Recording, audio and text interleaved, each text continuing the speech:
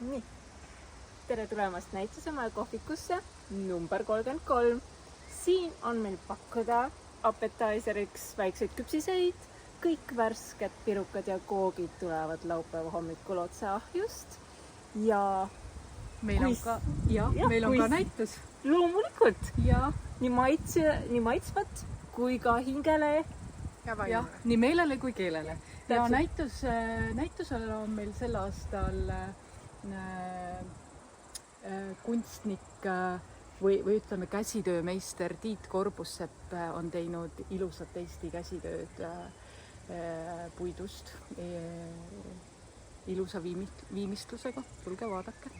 Kas ka midagi saab osta siit näitusel? Osta ei saa. Aga saab tellimusi esitada? Aga äkki saab tellimusi esitada, et me oleme nõus need Tiidule kõik need tellimused edastama.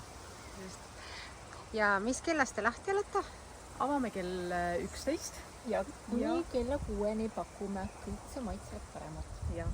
Ja sellest on tulnud ka see näitusemaja nimi, et siin ongi tõesti nagu näitusemaja. Just. Hoovis on oma näitusemaja, kus siis näitused vahetuvad ja alati olete oodatud ka muul ajal külla, mitte ainult kohvikute päeval.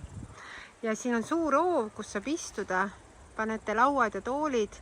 Kindlasti saab rahulikult nii-öelda kohvi maitsta ja kooki süüa ja siis näitust vaadata. Ja kõrvetava päikese peletamiseks on meil ka telk.